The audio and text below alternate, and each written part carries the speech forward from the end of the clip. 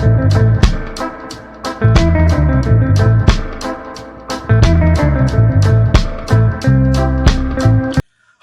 Hello, வணக்கம். எல்லாரும் எப்படி இருக்கீங்க? நல்லா இருக்கீங்கன்னு நம்புறேன். இது உங்களுக்கான இன்றைய கவிதை. பெண்ணா யாரு அப்படின்னு தெரிஞ்சுக்க இந்த வீடியோவை ஸ்கிப் பண்ணாம லாஸ்ட் வரைக்கும் பாருங்க. பார்த்ததுக்கு அப்புறம் நம்ம வீட்டில் இருக்கக்கூடிய பெண்கள், அதாவது அம்மா, அக்கா, தங்கை, மனைவி, இப்படி நம்மளை சுத்தி இருக்கக்கூடிய பெண்களோட முக்கியத்துவம் என்ன அப்படின்னு நீங்க உணர்ந்தீங்கன்னா அது என்னன்னு சொல்லிட்டு கமெண்ட் செக்ஷன்ல சொல்லுங்க. நானும் படிச்சு தெரிஞ்சுக்கிற கவிதை. பெண் என்பது ஒரு பொக்கிஷம். ஆனால் அப்படிப்பட்ட பொக்கிஷம் ஒவ்வொரு வீட்டிலும் ஒவ்வொரு உருவத்தில் வாழ்கிறது.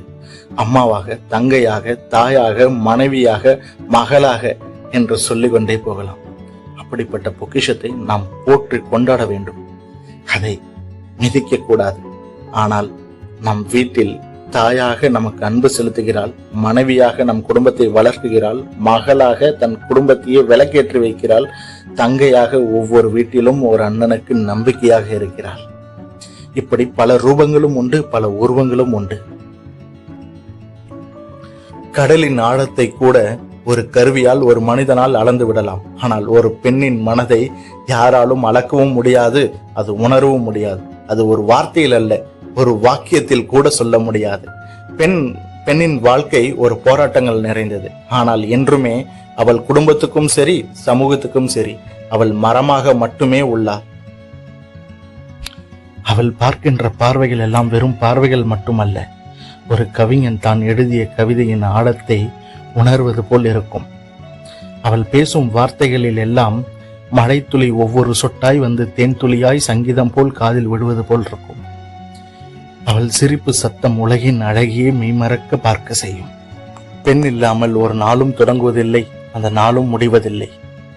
மொத்தத்தில் சூரியன் இல்லாத ஒரு உலகம் போல் பெண்கள் இல்லாத ஒரு உலகம் இருளையே காண செய்யும். அவளுக்குள் ஒளிந்திருக்கும் கனவுகள் எல்லாம் வெறும் கனவு மட்டுமல்ல, உயிருக்கும் உயிராக கலந்து கொண்டிருக்கின்றன. பெண் என்பது வெறும் வார்த்தைகள் அல்ல. இன்னும் மேலாக சொல்ல போனால், இந்த உலகத்தில் இருக்கும் ஒவ்வொரு உயிருக்கும் ஒவ்வொரு உணர்ச்சிக்குள்ளும் கலந்திருக்கின்ற ஒரு வார்த்தை, ஒரு சுவாசம் பெண்.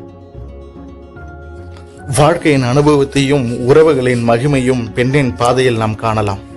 மொத்தத்தில் சொல்ல வேண்டும் என்றால், பெண்ணின் பார்வைக்கு வண்ணங்கள் உண்டு, அவள் வார்த்தைகளில் சக்தி உண்டு, அவளுக்கும் ஒரு கனவு உண்டு. பெண்ணுக்கு ஆண் நிகர் என்று சொல்வார்கள்.